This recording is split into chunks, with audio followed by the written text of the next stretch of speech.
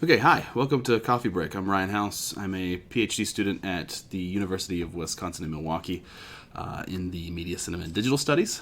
Today we're playing Mirror's Edge Catalyst. And I have to admit that this is something I've been playing on and off in my free time for a little while. So we're not going to start at the beginning. We're just going to sort of jump in where I'm at in the campaign. So if you're worried about spoilers, I highly recommend that you don't watch this one right now. You can check it out on YouTube maybe when you're ready for it. Come on in. Good timing. With us, just joining us now, is Eric Kirsting. Hi.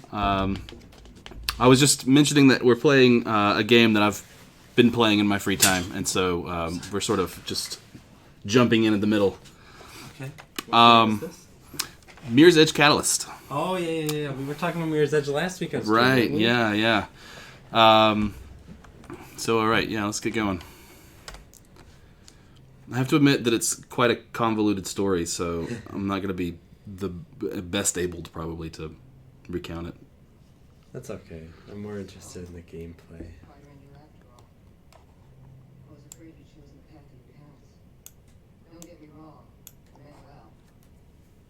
Are you playing the same character from the first game? Yes and no. Is it like a clone or something? No, it's the same. It's the same character. She looks the same. She's called the same. Completely different backstory. It's like alternate reality? Maybe it's just like one of the things that I dislike about the game is that they retconned basically the entire first game, which I thought was just brilliant in its sort of simplicity. They kept a lot of the same themes. Like there's this sort of really sort of pristine world. It's really sort of one of the themes is security versus freedom. Corporations run a lot. This is a resistance group that's sort of going against the families and the corporation. There's 8 groups of people vying for position.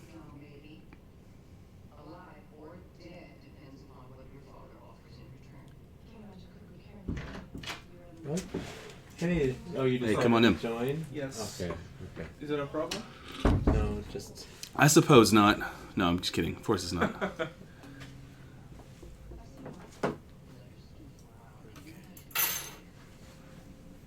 So, this is mid-plot, right? So This is I'm probably about halfway through the game. So you kidnap this evil person and are keeping them in a... And here you are. Right.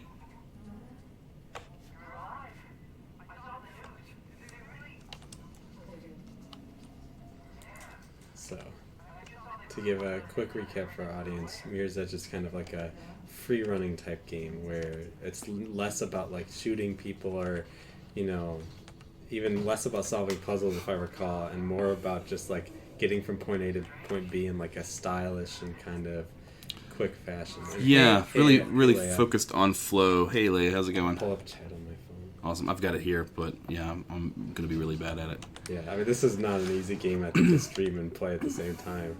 So one of the really cool things that they've done with the sequel here is that it's an open world game instead of just being based on sort of those routes that formed the stages in the first one. Okay. Oh yeah. See, so I can go anywhere here. Oh really? Yeah, but Okay, you so can they really choose. did change it. You can choose your destination. It'll give you the runner's what do they call it? Runner eye or something like that. It sort of lets you get there, right? Mm-hmm. And they tell you the one that they show you isn't always necessarily the fastest one. Mm-hmm. And then red still means like you can jump over this, right? Right. Which is like kind of how it was. It was like the runner's eye is like kind of the idea, right? Or maybe it literally is red. I don't know. I took it when I was playing. So in this one, you get broken out of jail, and they give you a. I forgot how to do that for a second. Basically, like a little implant thing. So that allows you to see this stuff? Yeah, you get all of these crazy sort of you basically have a HUD, and then they hack it because you're sort of off the grid, even though you're totally on the grid. And so they can sort of update your your objectives. I liked it more. I don't want to say which is better, but I kind of liked the one in the first game a little bit because it kind of like made me feel like I was the speedrunner, because like I knew that, like I know that this ladder doesn't glow red, but it's like this, like the speedrunner, that's not the right word, free runner, like, but that's how a free runner would see like this, like, right, they would see that as something that they can hop over it. Totally. You can adjust it to have the original runner's eye, but okay. I never bothered with it. It's kind of like, how does the game communicate like expertise in a way? Yeah. Yeah. Oops. That was my bad. I can run at 100 miles an hour, but opening a door. Ever notice how video game characters always kind of climb ladders like that, like with on the sides, like they don't use the like the handles on the inside. I never understood why this game is on first-person perspective. Because, like, I know it makes sense, but, like, I feel that if the game was, like, on third-person, like, the action would look cooler. You know what I mean? Like, I think basically its identity comes from being first-person, you know? Like... No, yeah, sure. I don't know. I really like the first person. I really, really, really loved the first Mirror's Edge. Like, I didn't know anything about it. I picked it up for Xbox 360, I think. Played through it in a weekend and was just blown away by it. It was just something that... It really caught you. Yeah, it was like nothing that I'd ever played before. I was kind of thinking, like, part of the reason I wanted to play this game is because we talked about it last week. And we mentioned, too, briefly... Metroid Prime, right? And I was saying that I don't know if I would consider that a first-person shooter. And like thinking more about it over the last week, I'm even more convinced that it's not a first-person shooter. Ooh. Well, tell us how you feel. Well, I mean, I think it's certainly first-person. It's a game in which you do shoot, but I don't think it is a first-person shooter. You're really just really throwing the opponent's top arguments right there, right away. So continue. So why is it not a shooter, despite having the two prerequisites of the title of first? Well, because it doesn't focus on shooting. You don't think it does? No, I don't. I think it focuses on exploration and puzzle solving. And, I mean, there is some shooting. There's some action. But there's also platforming. And, you know. Yeah, but like... For instance, in the first Mirror's Edge, you can take a gun and shoot.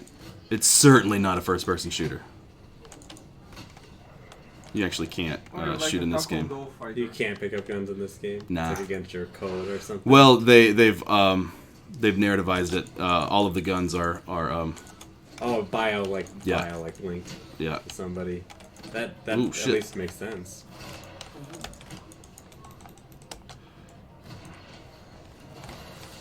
Shiz.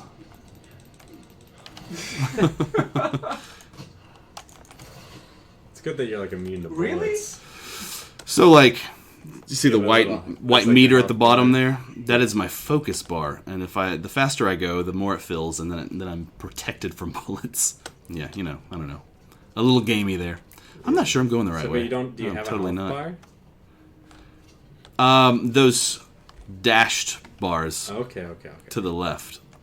There's more of them. How did they just got there? So going back to Metroid, like, but at the same time, like, at least like in Prime, shooting is a way that you have to interact with the world as well, like open doors and like solving puzzles using like missiles and whatever, like. So like shooting accomplishes. What you're saying is shooting accomplishes more than just killing. Exactly, like. So I feel that like maybe we have to complicate the idea of like what shooting stands for in first person shooters, or like shooters in general. You know what I mean? Like, because like shooting is not just killing, but also like. What? There's a robot. Oh, I see. Yeah. I was like, who? What?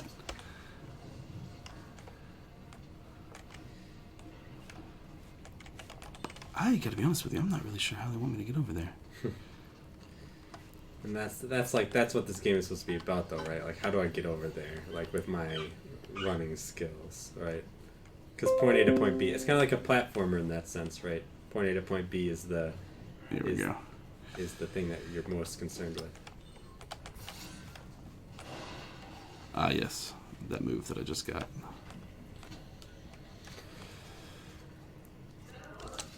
I think, for me, when I look at Metroid Prime, I'm inclined to agree with you on certain aspects. We'll let you try to win this fight first.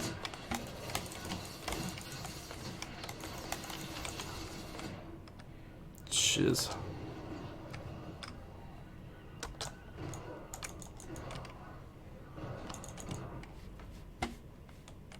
If I'm I honest, think- so far the combat has seemed very unsatisfactory. You know, that's one of the major complaints leveled against the game, is that the combat doesn't really work for a lot of people. And I have to admit that I think it... I mean, yeah, I don't know. What am I trying to say? I think that's a very valid critique, but at the same time... Light attack? Okay, no, it is. I felt like it wasn't working, but it What is. is it? Wait, is it middle click? Yeah. Middle click doesn't work very well on that mouse. Oh, lame. Back when I was using it as my full-time mouse, at the very end there, it was working like once every 3 times. So. Do you want a different mouse? No, we'll make do with this. I just won't have light attack. Or you could also just remap light attack to any other button. For right now, that is. Right.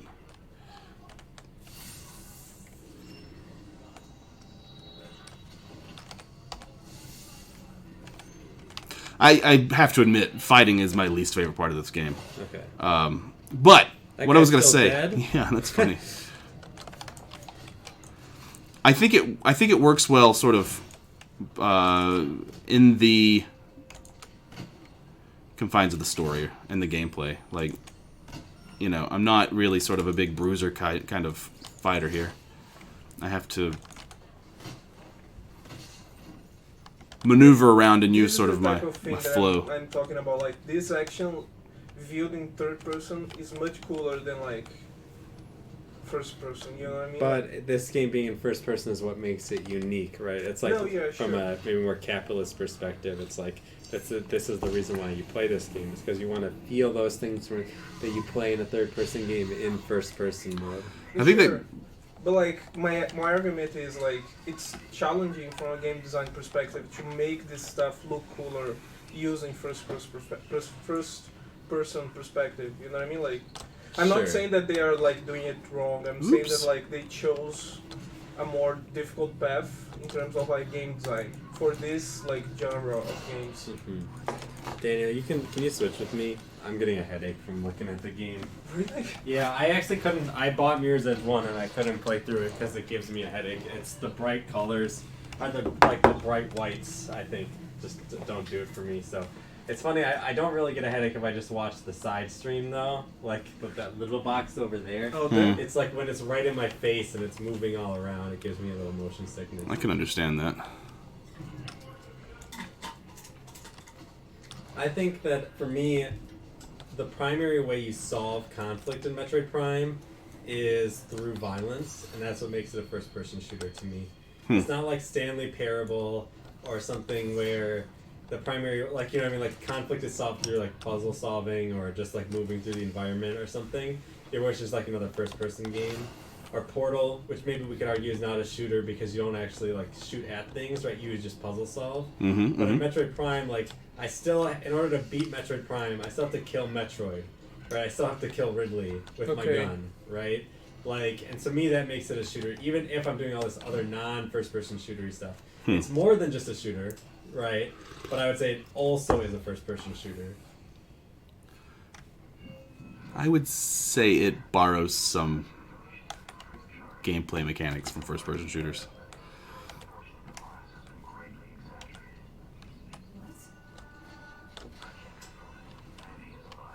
Yeah, I feel like, I don't know, I feel like we're a little bit like, kind of arguing semantics a little, though. Oh, totally. Because, like, I wonder, like, I guess the only thing that, like, makes it problematic is, like, if I were to write a paper on Metroid Prime and describe it as, like, a shooter and, like, use that as part of its, like, describing it as within, like, the milieu, right, of shooters as in general as a genre, would you, like, have a problem with that? Would that, like, make my argument, like, hollow?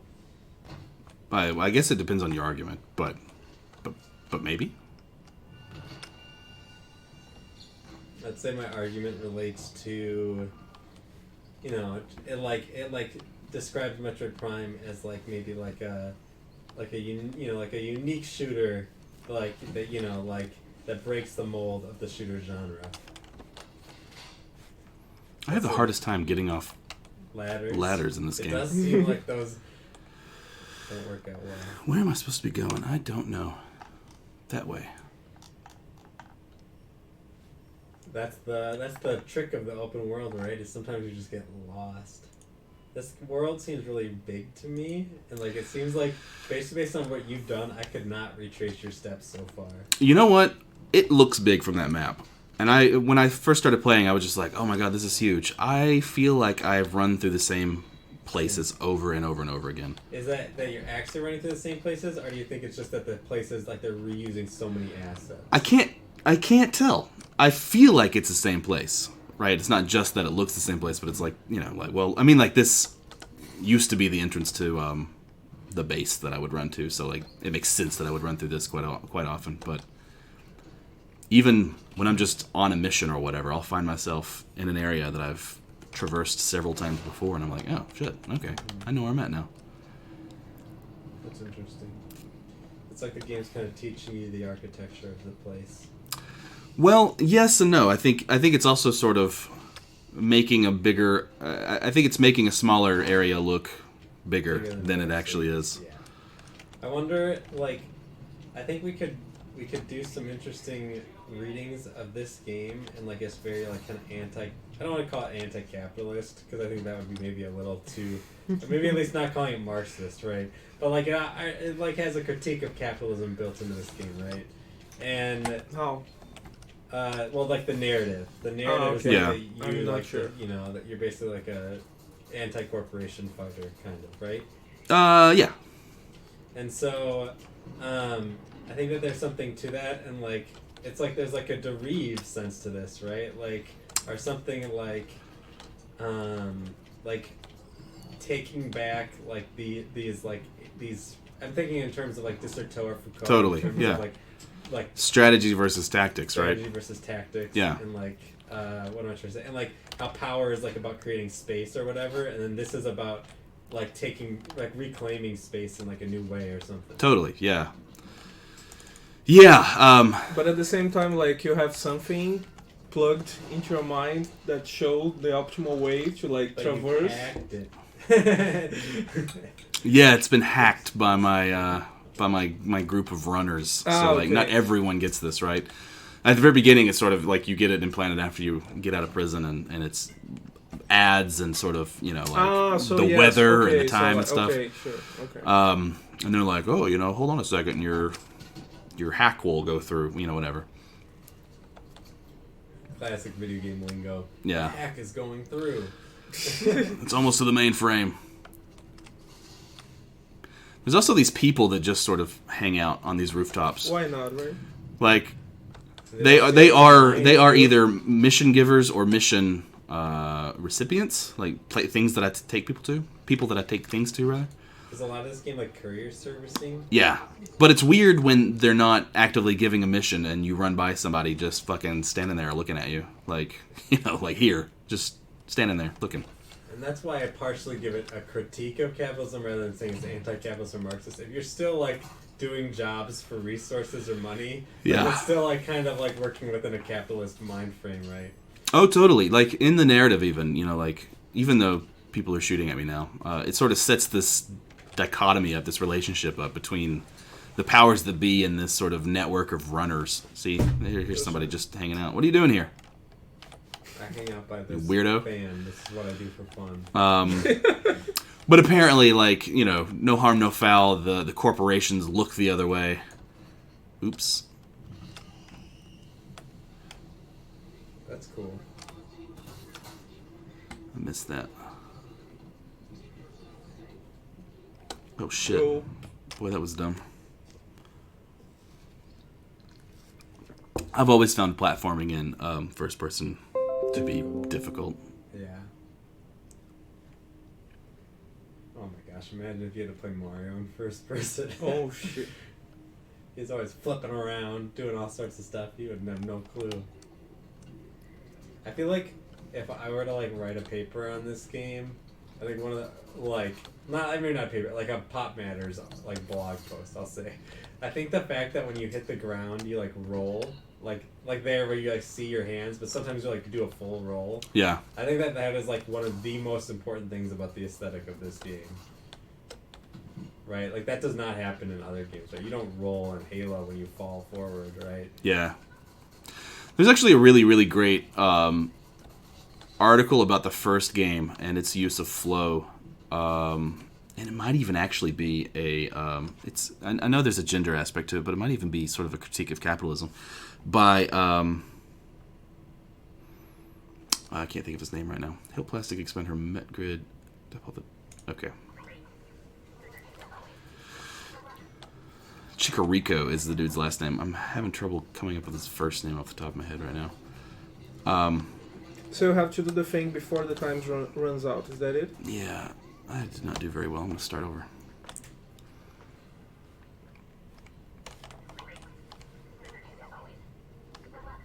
I'm surprised how bright it is in the webcam for us when it is so dark in this room. No kidding. Like with the Yeah, webcam, right. it just looks like it's a nice sunny day. Yeah, no. Like, Nope.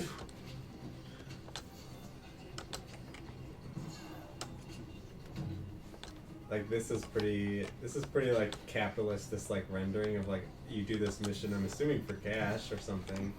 For credits, oh damn, how did I miss that guy over there? And it's like do these tasks in this order, you know what I mean? And like Yeah, but complete like, them all. but then like, so is there game design outside capitalism? That's a great question. Yeah, I mean, just remember, I'll just out myself. I'm kind of a capitalist, so like, Kinda? And so like, I don't really subscribe to Marxism. So like, and when I talk about capitalism, it's less from like sometimes like I can maybe be a little too heavy-handed, as a result. It's not that I think there are, you know, it's more Shit. that this is so blatant, like in a game that's supposedly like its like core conceit is that like you are like this freedom runner or something along these lines, right? And you're breaking the mold of society and, you know, fighting against the powers that be and like all this, like that's like the narrative, right, to some degree, and you're underground.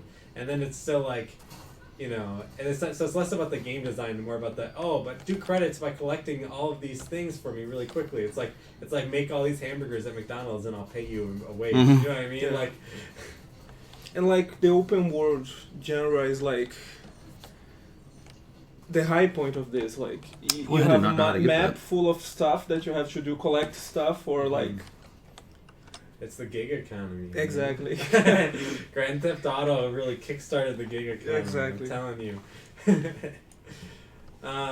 I think too, though. I mean, thinking about the narrative, you know, like, yeah, you are going against the status quo here, but you still exist in the system as it exists, right? Yeah, And you still that's true. can't live completely out of it. You have to have money to get the tech upgrades and all that good stuff. It's like there's that Twitch partnership thing going around. You know what I'm talking about, Ryan? Did you apply for that? I did not. Kelly did, and like I want her to get it. I think it'd be a great opportunity and stuff. But on the Yeah. flip side, I was like, I didn't apply for it because I'm like, I don't want to like be sponsored by Amazon, like, and also I'm lazy. You know, like I'm not trying to say like, look at how good I am, but you know what I mean. But it's like, I am part of a system. Maybe I should just like accept that. You know what I mean? Like, Yeah, but like you have to put it like, for example, what kind of research would you be able to pursue in a sponsorship by Amazon, for example? You know, so there are these problems like Uber has like a huge investment on research because they want to make good PR. You know what I mean? Like they want to be perceived as like, oh, look at how good we are for the economy. You know what I mean? So they sponsor research with this kind of objective. So this is something that is important to know about. I'm not saying that Kelly will do research that proves that Twitch is awesome and Amazon is the great. You know what I mean? Yeah, definitely not anything like that. It's definitely more along the lines of like, of just like that feeling. You know, it's kind of like a little for Eric, but also, you know, maybe I should just swallow that ickiness. Is it the same mission here? Or, yeah. I don't. This isn't the mission, like the story mission that I'm supposed to do, but I can't find it, so I will continue to do this. Even though it's frustrating, I don't quite know how to get those over there. I don't have very much time. It's interesting. Would we argue that like this moment, like this thing that you're doing right now, is it kind of antithetical to like the ethos of the game? Where did you? What the heck? Oh, you rolled off. That was weird. Restart that. So like, okay, so like if we're thinking about like the most pure thing about Mirror's Edge, as at least the franchise, at least to me, is probably it's like this free running, right? Like this flow aspect that you were just describing a moment ago, right? Right. And like, but now here you're not really free running. You're restarting the same thing over and over to try to optimize running, right? It's not like it's like the opposite of freedom. That's frustrating. Oh my god. You got it.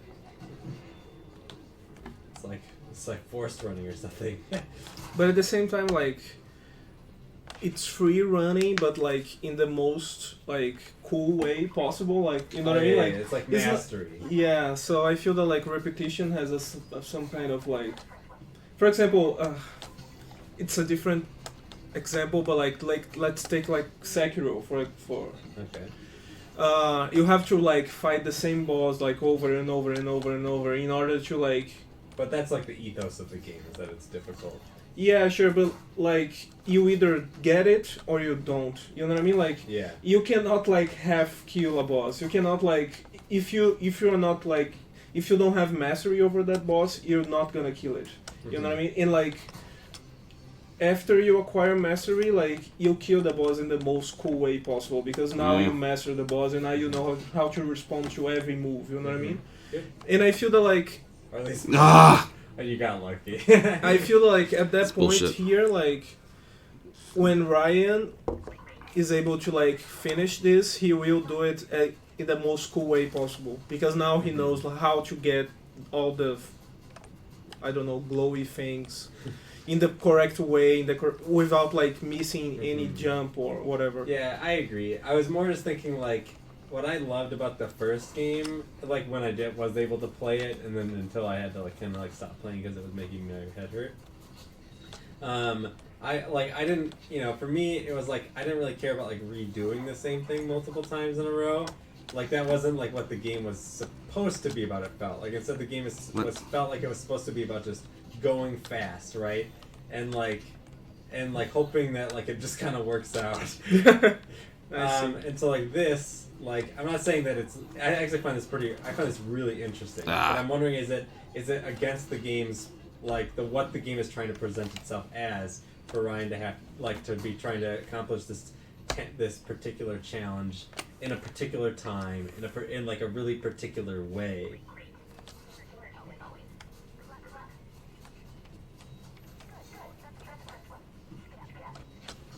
I don't know. Just a question. Yeah, I have no idea. Like this, I never played this. Like,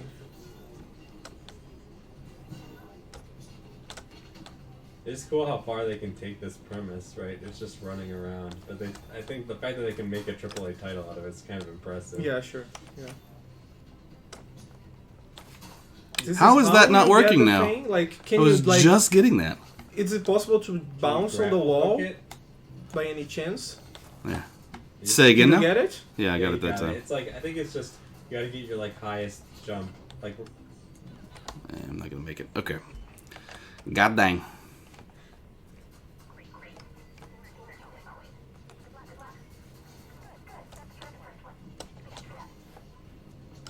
so, Ryan, you said you like played through the whole first game in like a weekend, right? And like you were really fascinated about it. What about the game like drew you to it? I think it's sort of unconventionality of being a first-person shooter. No, a first-person game where you're not shooting. You're doing more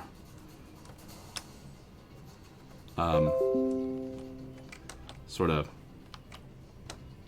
platforming shit. Come on now, jump. Not over. Is that the last Nice. one? No. Oh. What the fuck? You Oh. were so close. But that must be the last one, right? Yeah. Yeah, Otherwise- it has like 9 out of 10. Okay, yeah. I can't see the numbers right now. Oh, Back you're here. looking at there. Yeah. I can't see why your head hurts. My head is starting to hurt as well. Like, Couch crew. because like it's so bright. Like, Fuck. I really like the aesthetic too, like and the setting. Sort of having that all white city, which you can't see here because I'm more on the ground, but particularly in the first city, you know, it's just a really interesting narrative for a story. And I think the first story's simplicity is so neat, you know? It's just like, I don't know, almost sort of iconic, you know? There's the bad, authoritarian government that is sort of stamping out individuality and freedom. There we go. But, on the other hand, providing security for its citizens. And then you have this sort of, you know, almost Star Wars type rebel resistance.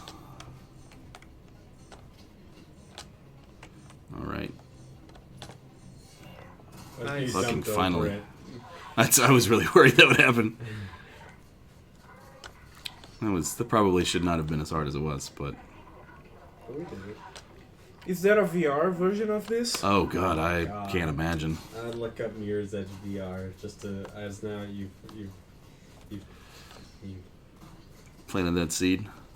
let's see. No, because like I mean, it seems like something they would do. You know what I mean? Like, Imagine playing this game and having to like actually run on a treadmill. oh, It looks like it's the original. Yeah, there's a Kotaku article from 2013 that says get your bark bags. It's Mirror's Edge and Oculus Rift VR.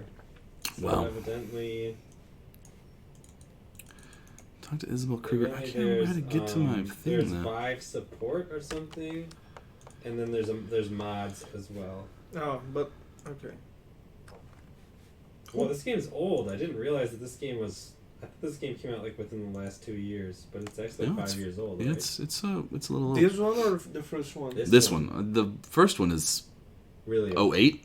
09 maybe? Oh, that long? Yeah, it's a while. Alright, I'm looking at the YouTube video.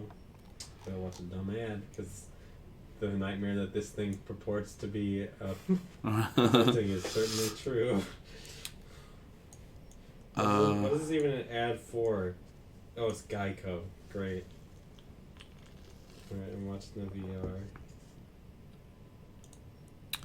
Aha! That's how I get there. Let's see. You gotta go underground. I didn't realize that there was a new map.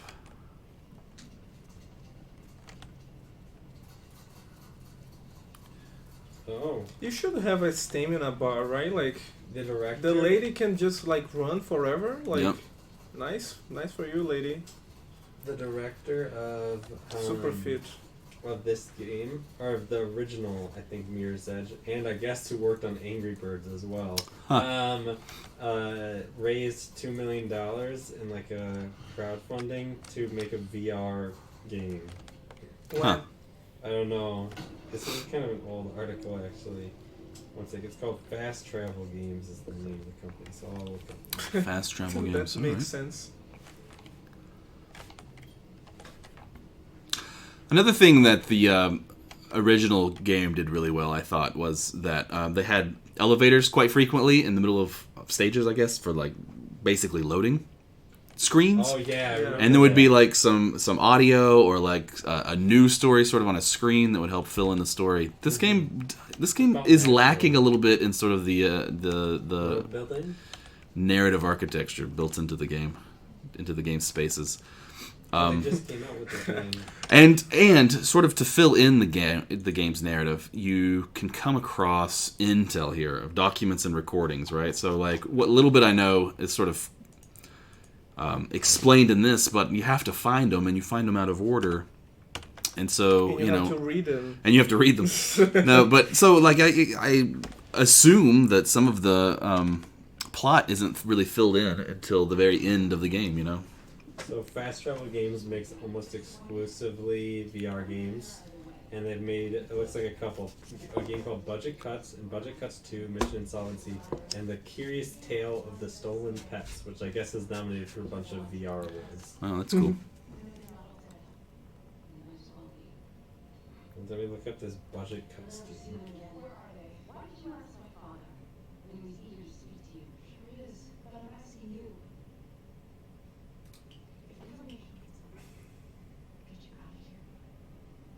I don't think she has like an optimal No, haircut. Budget Cuts 2 comes out next To month. be running around Really? places because like probably her hair gets In her eyes. in her eyes a lot. Well, it would blow back, right? Oh, because she's running fast. Right? Yeah, That's she's right. running super fast. But she should like use a She hat. should have a mohawk, like Yes. a blue mohawk or like with spikes. just like With clip red her shoes. hair back. Oh my god. They need to make a Sonic Mirror's Edge crossover. That sounds nice. Maybe Faith will be in the movie. Yeah. They're making a movie of this? No, Sonic. they're making a Sonic movie. Oh. You got me all excited. A Mirror's Edge movie. That could be really dumb and really good. I mean, maybe it would be good. Depends. I guess that's the case for any movie, really. But I think the setting and the narrative and all of that good stuff is I think it would work well in sort of a cyberpunk, almost Blade Runner-esque type setting. Yeah. Maybe Blade Runner, but in a clean city. Yeah, super clean by the way. Yeah, It's like the Aldous Huxley versus the George Orwell. totally. Yeah, absolutely.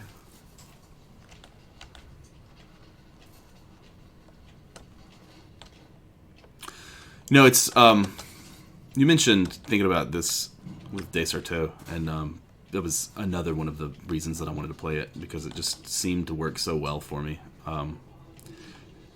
I was playing through it as we were reading through Desarteau, and particularly walking in the city. If the designers didn't have that in mind, it's a miracle.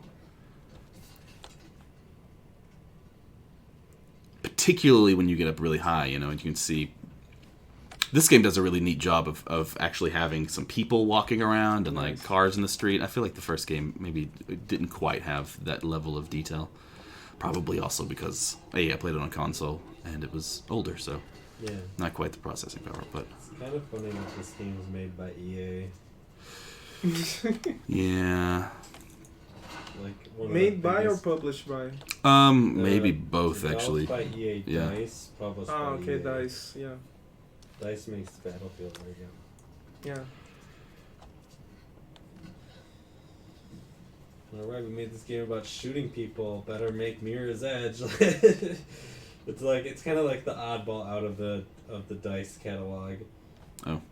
Because like here is the 2008 onward. Mirror's Edge, Battlefield Heroes, Battlefield 1943, Battlefield Bad Company 2. Like that's the next 3 games.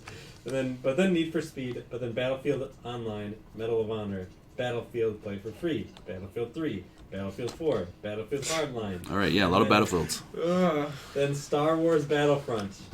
So which is that's like a Battlefield clone, right? Yeah, Right. exactly. And then Mirror's Edge Catalyst, and then Battlefield 1, Star Wars Battlefront 2, Battlefield 5, but then Ultra Core, Okay. a run and gun game. It was originally going to be released for the Sega Genesis. Why is it? It was released for the Nintendo Switch this Wow, year. that is quite a delay. Yeah, sure. Like There's just like you submitted a paper for like for publishing. for getting published, and like 20 years later, like or maybe more, whatever. Like I just imagine there was like a group of developers in a fucking bunker. And they got let out and they're like, what do you mean the Genesis isn't around? What do you mean Sega doesn't make consoles anymore? We got a game.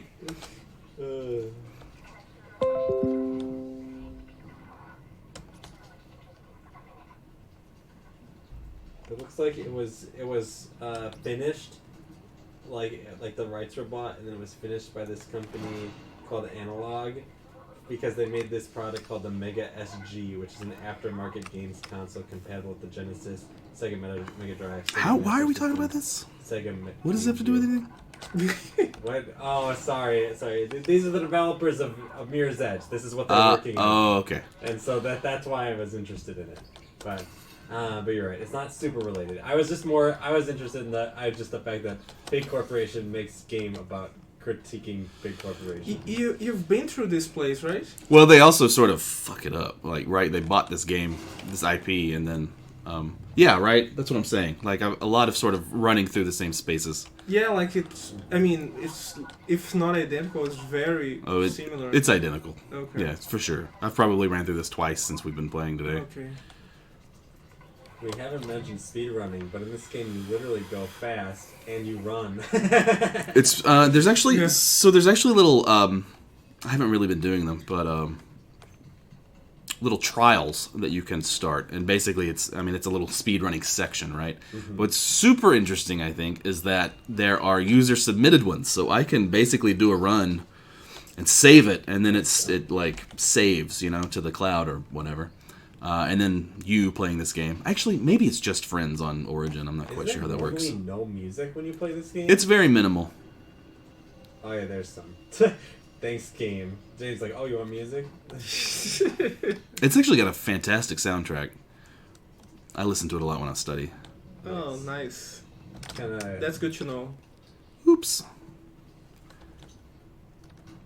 Sometimes I get bored about like my study music. Yeah. And I need new stuff. And soundtracks are always good to do this stuff. Yeah. Well, video game soundtracks in particular, right? Because they're meant to be sort of... Monument Valley has an amazing soundtrack. I mean, I really like, depending on what I'm doing, like something like Hotline Miami works, but I can't read to Hotline Miami because it's Captain a little bit... Zero is nice to read. It's a little bit extra.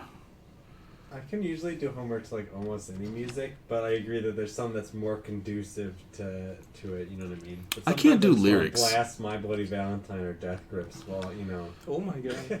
Lyrics really mess me up, particularly when I'm trying to read or write. Me too, Ryan. Totally. My girlfriend listens to this something string quartet, which is like popular music but made with violins. But there's still a vocal track, and that doesn't work for me either because I'm just hearing the lyrics, Like one violinist playing the vocal part. I married to one of their songs. Like, it was on the soundtrack of my like. Oh, no kidding. Yeah, because like we wanted like nice like rock songs, but like in a classical setting. Totally. You know what I mean? Mm-hmm. So I chose like the Mars Volta. Like they have like just a Mars Volta like recording, so it was very nice. Oh, that was nice. Yeah, my wife and I did like rock songs, but like they were. It was just like the parts of like we did like a Dirty Projector song that had like no vocals for most of it, or stuff like that. Which the original recording? It was the original recording, nice. But like that song, for instance, that one just has kind of muted vocals, but like we did like a Bon Iver song from like the Twilight soundtrack actually, but nice. That didn't really have much in the way of vocals for like the bridesmaids. But anyways, enough about that. So Ryan's you got enough open area like here, like like it's like not just like a hallway right now. Yeah. It has been. I feel like we've been running through hallways. Oh yeah. Oh shit. You got it. I didn't mean to do that. I was gonna look at. That was no. I don't think jumping off of that's gonna help.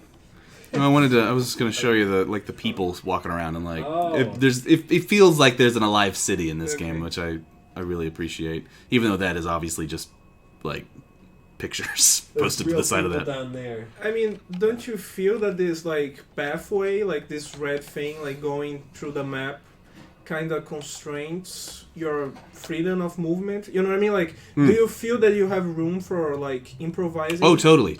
I don't know if you were here yet, but like early on, they tell you that the path isn't necessarily the fastest one. It's just sort of a possible one, But I mean, I could see like people getting super lazy because like. Oh, totally, and I do. I mean, like when I'm going to a mission, and if I'm sort of just wanting to get there, I just sort of follow the path. But it also sort of allows you to reach that flow state where you're just sort of running and jumping and Okay. dive in.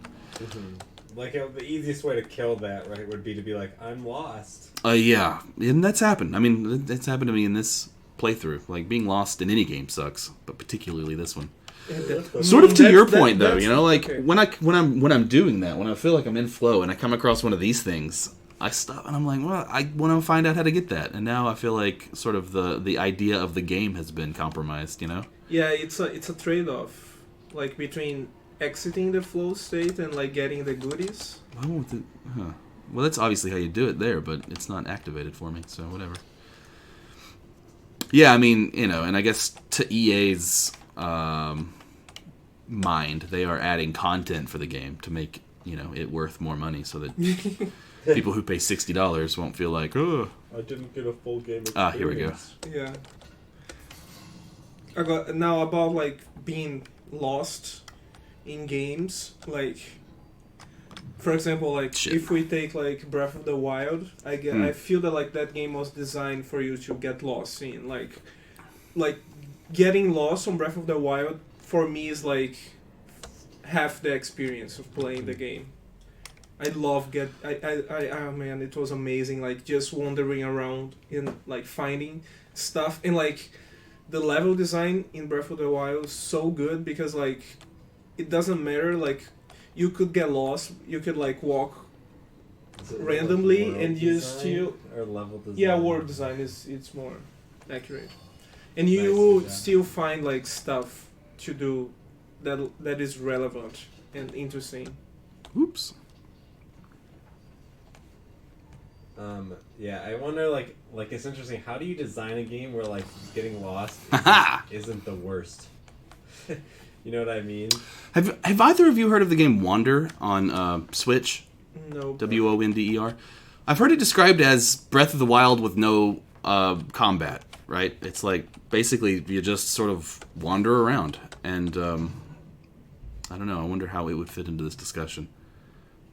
Have you played it? I haven't. I really want to, though. Basically, the reviews I've read, the accounts online, are like, it's interesting, but I got bored, you know.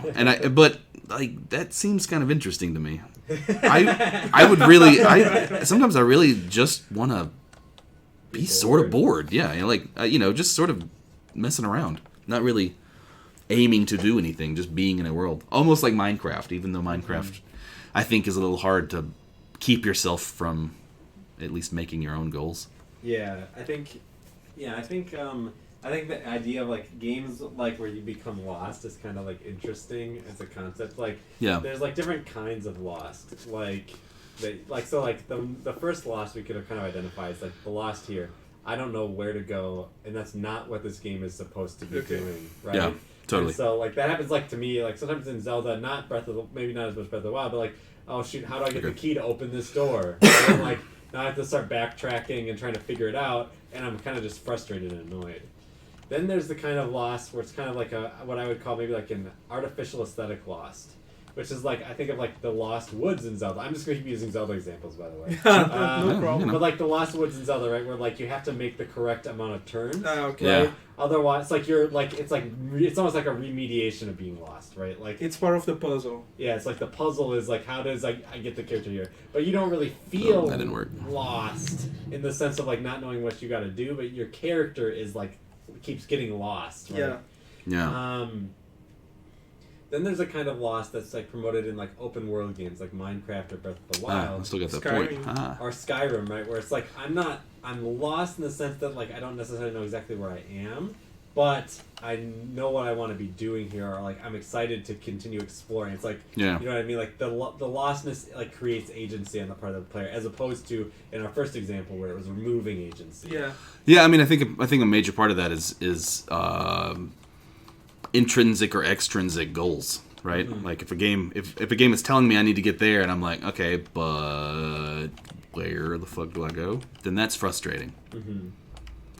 But in a game like Skyrim, and maybe I was gonna say open world games, but this touts itself as an open world game. Mm-hmm.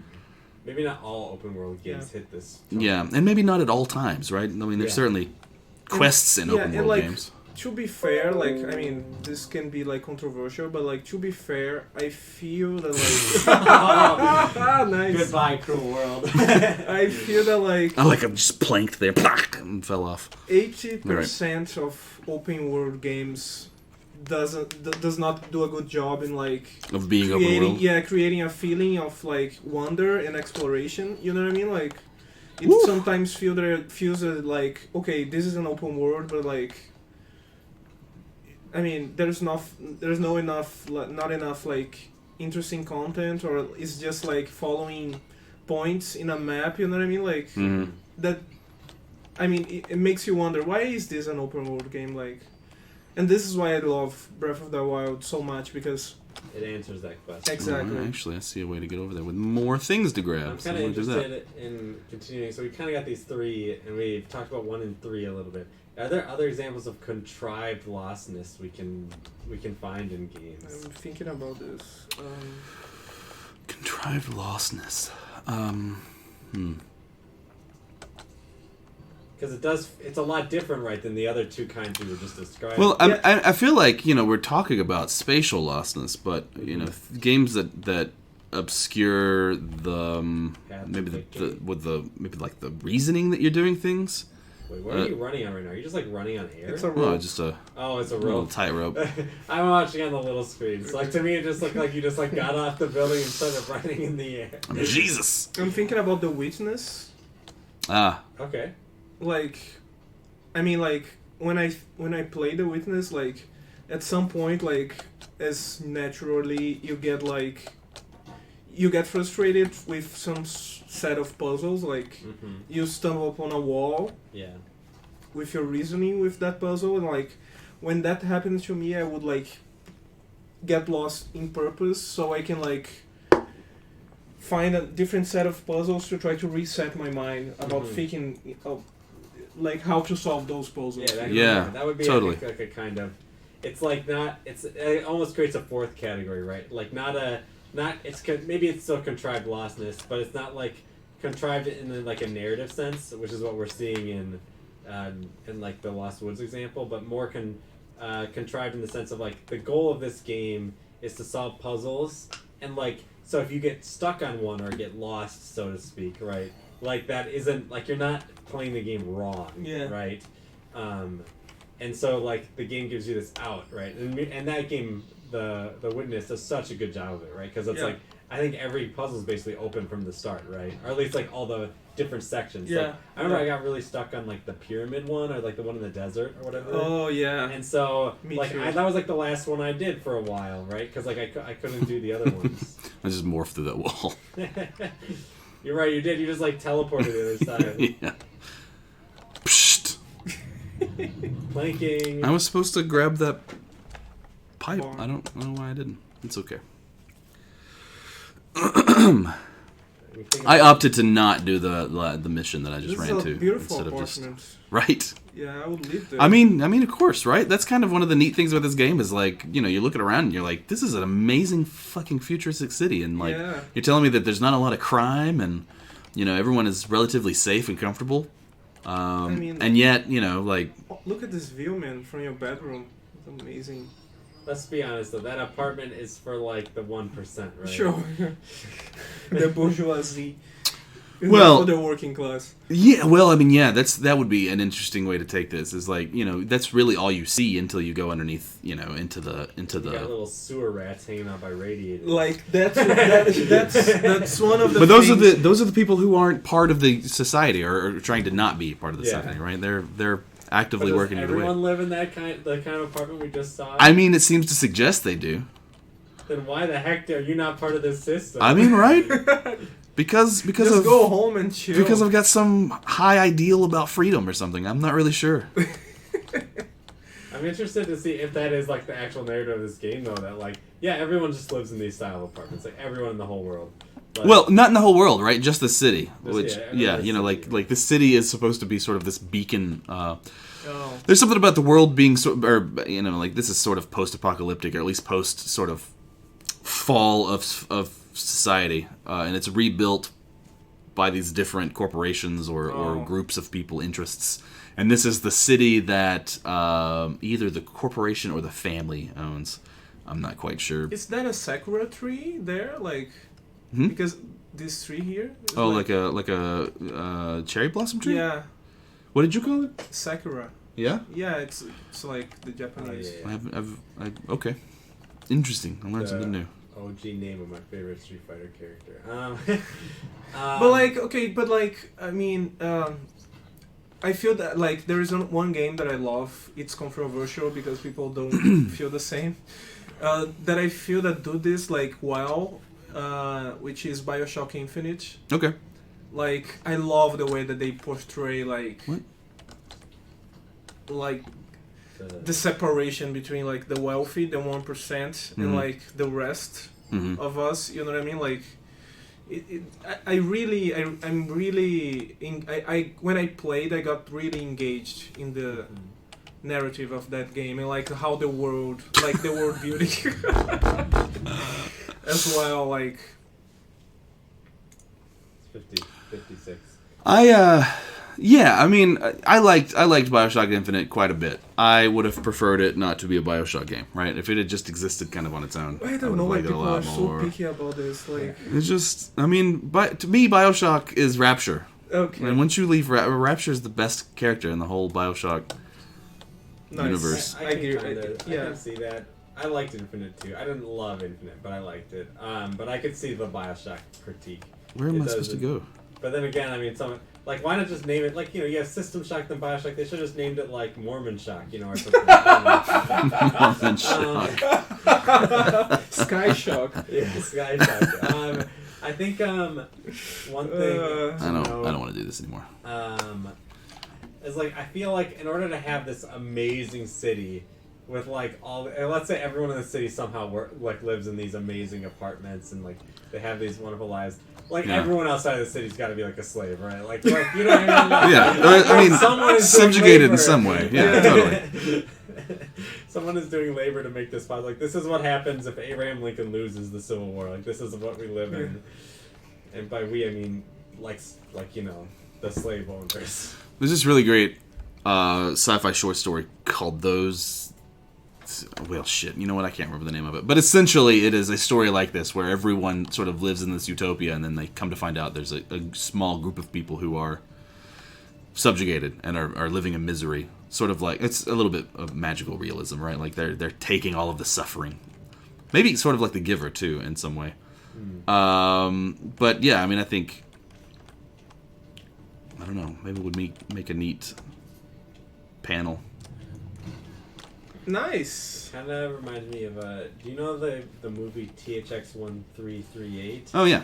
It's like, I don't know if that's the exact title. It's like an early George Lucas film. THX 1138, I think. Yeah, something like that. But like that movie is kind of like that, where like it initially seems like, wow, everyone's so happy, everything's so clean. It's like this perfect sci-fi, and it's like, oh wait, no, it's not.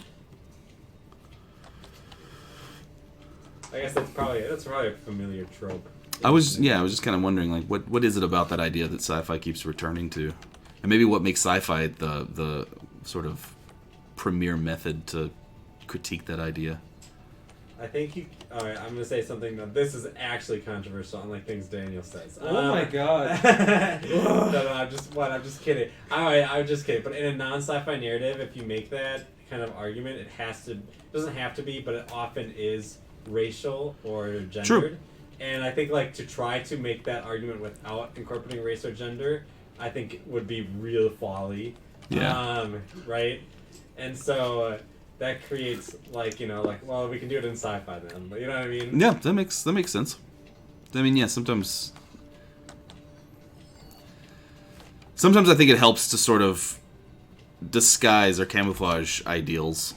Mm-hmm. I agree. Sort of a spoonful of sugar. Gives us academics something to do. Yeah.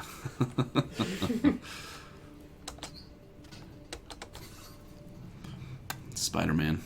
Yeah, that's right. Oh, I didn't make that. Oh, that's. All right. Hey, it's 4:00. That's the end of the game. You just die. Yeah, thanks for showing up. This is going to be the last coffee break of the semester. We'll be back after the new year, probably.